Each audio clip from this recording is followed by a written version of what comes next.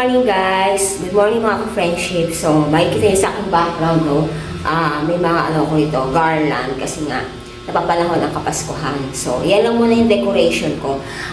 For today's video, magkakaroon tayo ng real talk ni Madam. Ano ba yung mga kaganapan sa aking buhay? For this past few days, hindi ako nakapag-vlog kasi nga medyo busy-busy yan ang inyong lola. Kasi marami akong mga kaganapan sa buhay, marami akong mga inasikaso. Ngayon, magkakaroon tayo ng may mga konting i-share ako sa inyo regarding sa mga plano ko for the next year. Ayan, so, real talk din sa mga for this past few months na mga biyaya na meron tayo, no, sa buhay at kung ano may mga kaganapan. Pero, sa ngayon kasi guys, meron akong importanteng pupuntahan for medical check-up, no, para sa ating new career na tatahake kasi syempre kailangan natin mag-undergo sa pagre-requirements. So, bago tayo lumakad, syempre kailangan nating linisin yung aking sasakyan. My car name is GD. GD stands for my mom's name, which is Gloria, Gladys, Dominic.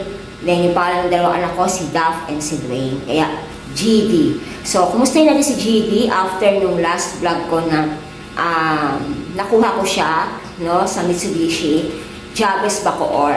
And salamat niya pala sa aking agent na si Sir Clark. Ayan. So, ngayon, punta tayo sa aking sa aking garahe. Ayan, yan si Mama. Makikita nyo. Hi, Mama! Mag-hi ka naman, Ma! Hello! Oh, diba? Ayan. So, puntahan natin si GD. Kumusta na kaya? Ano na kayang kaganapan ni GD? Actually, guys, ito yung aking car. Ayan. O, diba? Nakapark siya sa garahe. Actually, itong bahay na to, kinuha ko tong duplex talaga. Hindi ako nag-townhouse kasi nga, sa duplex, meron kasi siyang kasamang garahe sa gilid. Diba? Usually kasi ang mga garahe sa mga townhouse nasa harapan ng bahay, which is maliit lang naman talaga. So, konting muna tayo guys, ikot-ikot. Good morning nga pala. Today is morning. Ayan. Ikot-ikot. Ayan yun. Ayan yung aking tapat ng bahay. So, dito naman kami. So, ayan. Ngayon po ay maglilinis tayo. Nililinis natin si GD. Hindi naman siya totally buong masabing car wash. Basta linis lang. Kasi nga, babawasan natin ng alik-alikabok. Diba? Actually, car wash ko na siya. Napa-car wash ko na siya nung nakaraan. Ay, hindi na pwede araw-araw magpapa-car wash. Siyempre, wala tayong wala tayong pera. Bibili ko na ng pagkain, no? Unay ko pa yung pagpapa-car wash. Eh, kung kaya ko naman sa sarili kong linisin yung sasakyan. So, ngayon, samahan nyo ako. Magka-car wash tayo.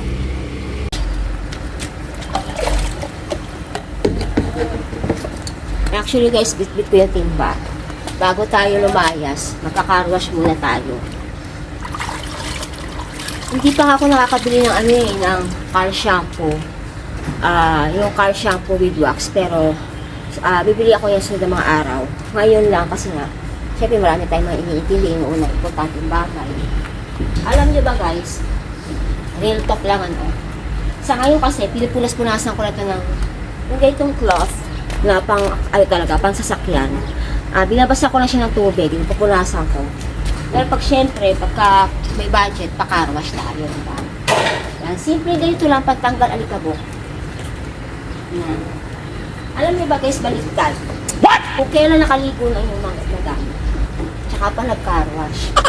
Dapat kasi, pagka magka-carwash ka, magpupunas ka na sa sasakyan, maglilinis ka, dapat hindi ka muna maliligo. Ako, baliktad, diba? Fresh na, tsaka pa maglilinis sa sasakyan. O, diba? Bongga. Maambon na yun eh. Maambon. Ito yung nakakatamad kasi the last time na nagpa-carwash ako, diba, nagbayad ako ng pa-carwash. Bigla ba namang after mga 30 minutes, biglang inulan.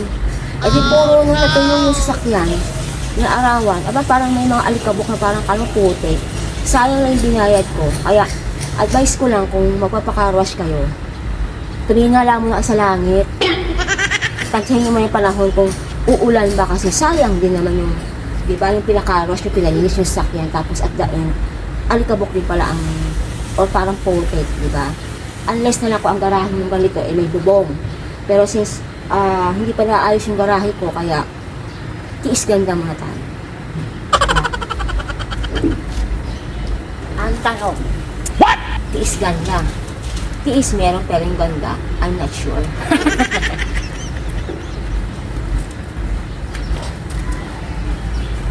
Linis mo.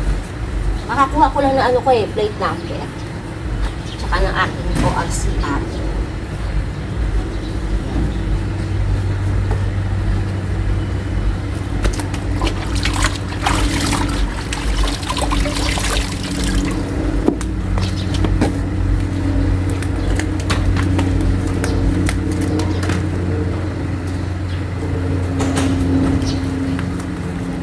Angat natin.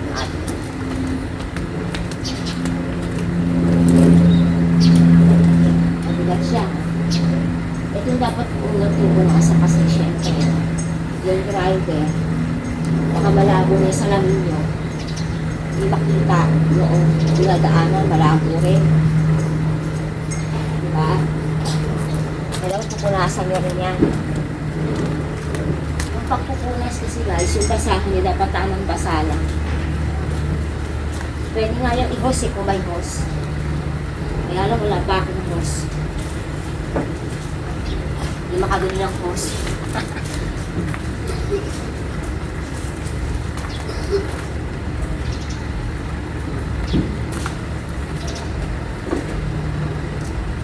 Konting punas-punas lang.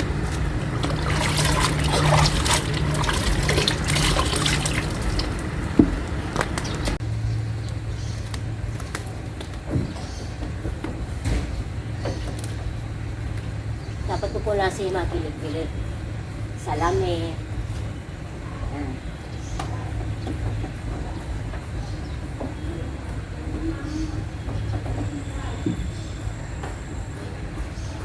Yung pinaka-ilalim. Ayan. Yun yung outfit ni Madam. O, diba? Ang taray. Nakapanda ang lola. O, diba? O. Ready to go na kaya ito.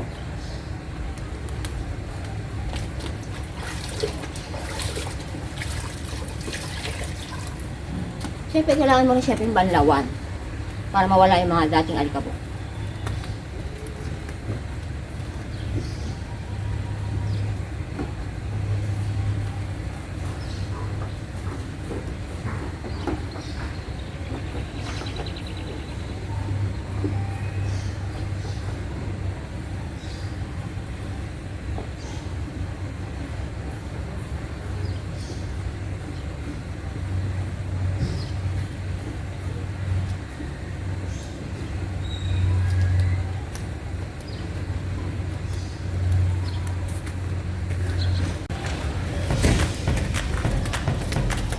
Linisin natin yung buong bubong.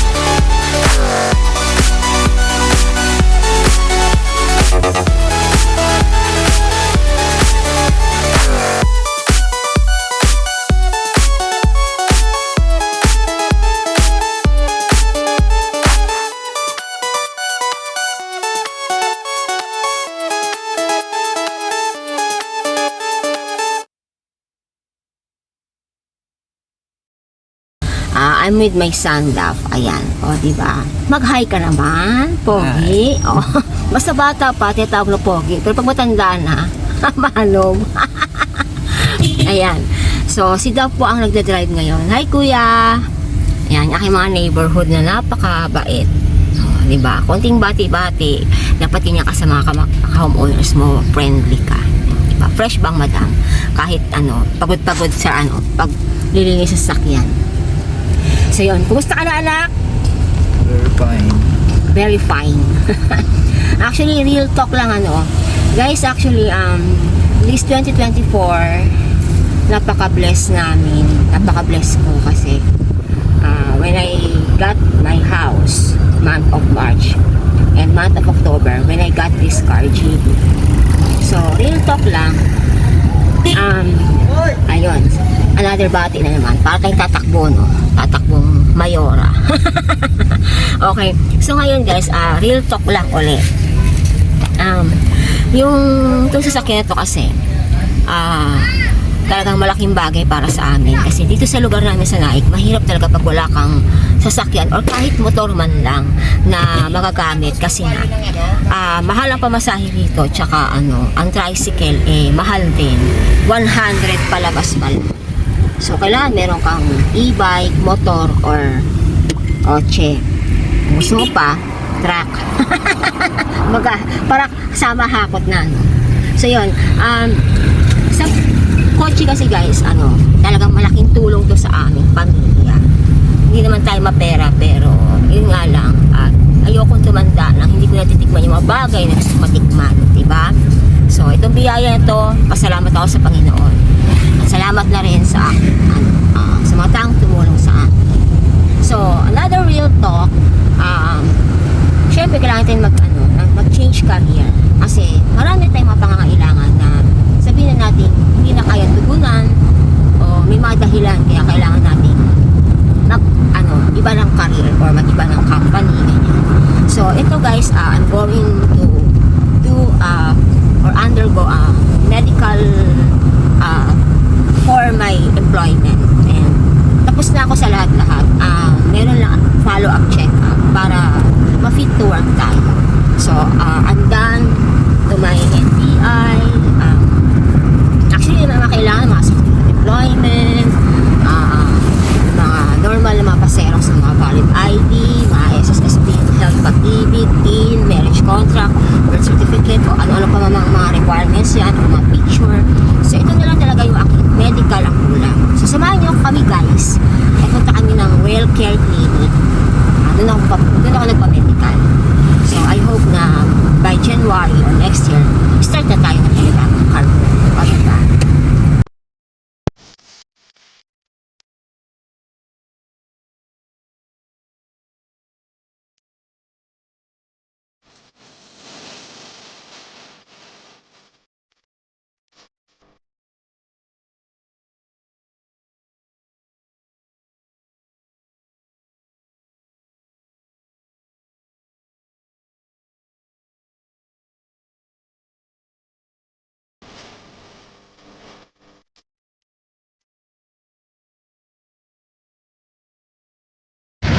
Okay, so pasok mo tayo sa WellCare.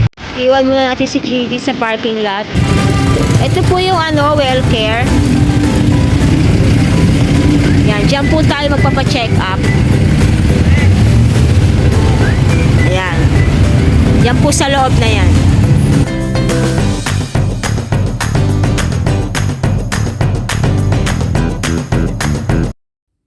Okay, so eto ngayon, while waiting sa doktor sa ating turn, pa-video-video muna tayo para di mainip. O ayan. So, maya-maya kakain na rin po kami kasi nga nakakagutom.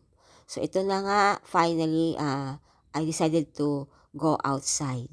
One eternity later.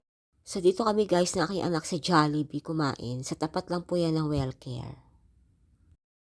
Let's eat, let's eat. Ayan si Daph, busy sa pagkain. And of course, syempre, papahuli bang inyong lingkod. Yan, so kain muna ako guys kasi nga nagutom ako. Maaga talaga akong gumising kanina. And di ba nag-car wash pa tayo. So ayan, sige, go lang.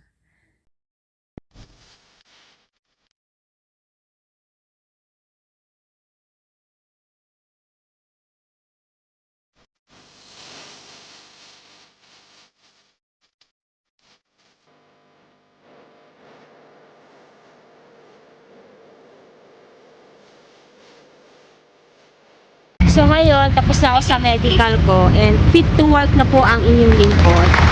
So dito ako sa parking lot, nakalabas tayo ng well care, ayan, yung pinanggalingan ko.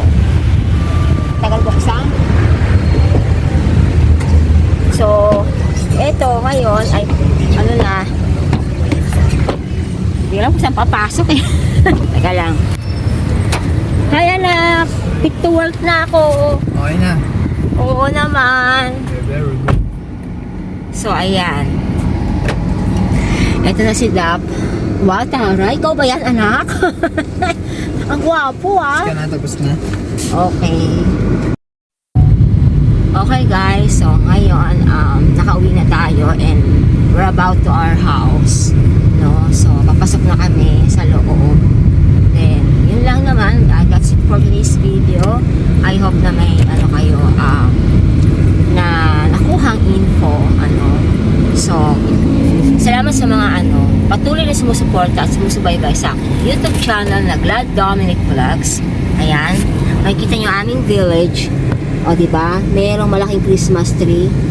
Papasok na po kami sa guard house. Ayan, meron kasi Christmas party dito mamaya, o diba, ng preparasyones ng ating mga homeowner. So yun lang guys, salamat sa panonood. And please don't forget to like, share, subscribe, and click notification bell para lagi kayo updated sa aking mga upcoming vlogs kahit nabubulo lang yung lingkod. At kahit bisibisihan ng aking anak sa pagdadrive at sa pagpapapansin niya sa mga homeowners. Dito kami dito guys, pagka napasok, puro bati-bati ng mga kapitbahay na kada madadaanan, di ba? So yun, salamat! See you on my next vlog guys. Bye!